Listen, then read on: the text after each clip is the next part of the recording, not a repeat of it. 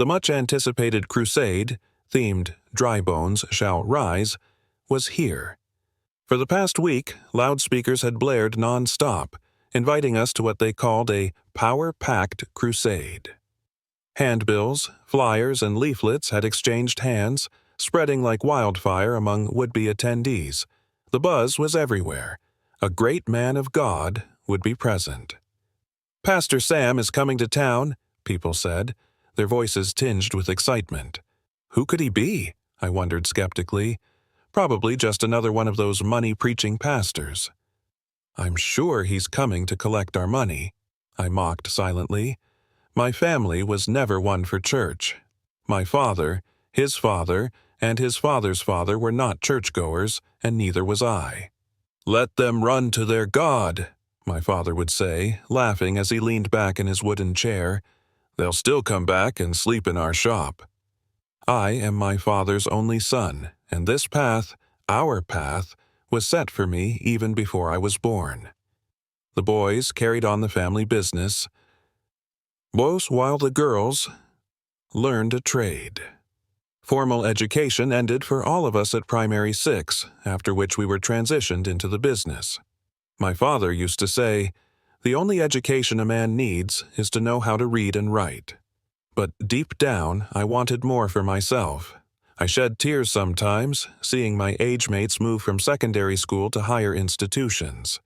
I watched them graduate, don their NYSC khakis, and return home to joyous celebrations. I envied them. Year after year, I longed to wear that uniform myself, but time seemed to stand still for me. When my father passed away, I took over the family business fully, and by 26, I was rich. Yet, despite my wealth, my mind was trapped, conditioned like a robot programmed to push the family business forward. Somehow, I couldn't pursue higher education, even though the yearning still burned inside me. I was stuck, waiting for a redemption I couldn't yet define. By 4:30 p.m., my neighbors were closing their shops to catch the crusade, starting at 5. Some were already on their way, eager to secure a front seat. Soon, the sound of prayers, songs of praise, and worship filled the air. The town grew unnaturally quiet, except for the amplified voices from the crusade ground. I decided to mind my business and settle my accounts for the day before closing shop. Later, as always, I found myself at Mama Nkechi's bar, my usual evening spot. I ordered my favorite, an ice-cold, mortuary standard beer, as we called it, and goat meat pepper soup.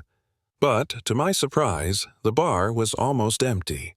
Normally, the place teemed with life, a mix of promiscuous men and women, harlots, drunks, and people like me who came to unwind after a long day. Even the music player was subdued. Overwhelmed by the crusade's blaring speakers, Mama Nkechi had to turn it off.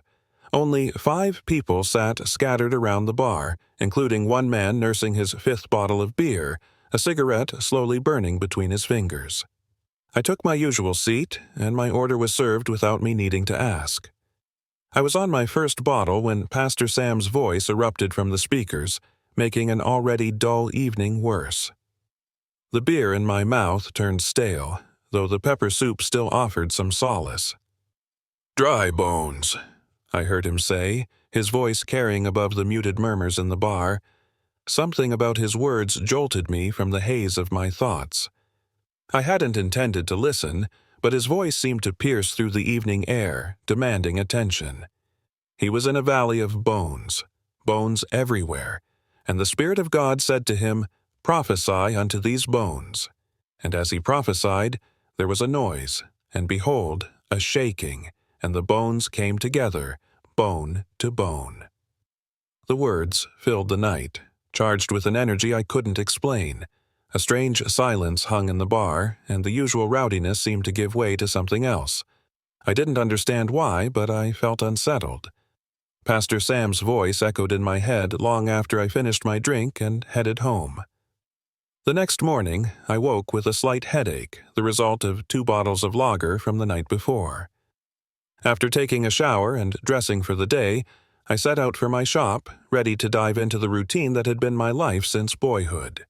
The routine I'd always assumed I would pass on to my son, But as I turned the corner leading to the shop, I noticed a small crowd gathered outside. Murmurs rippled through the group, their faces a mix of confusion and fear. My quick strides slowed into cautious, measured steps. As their eyes landed on me, the murmurs ceased. My gaze swept the length of the building, searching for signs of fire or theft, but everything appeared intact. "What's going on here?" I asked, my voice breaking the tense silence. Before anyone could answer, a loud banging on the door came from within, followed by faint, indistinct voices. "Please open the door," a voice called from within. My heart pounded. In this business, my father had told me enough stories to prepare for anything, or so I thought. Reaching into my pocket, I pulled out my keys and told the bystanders to move back. The locks groaned as I turned the key in the cylinder. My lips moved instinctively, muttering words my father had taught me for moments like this. As I swung the door open, the crowd behind me scattered, slippers flying and feet pounding against the dusty ground. My own feet felt rooted to the spot, my breath frozen in my chest. Staring back at me were the corpses, the ones that had been in my care, the ones I had embalmed and prepared for burial. Only now, they weren't corpses anymore. They stood there, upright, their eyes wide and alive, staring at me. My muttering ceased. My body was paralyzed in the doorway. Indeed, dry bones had risen.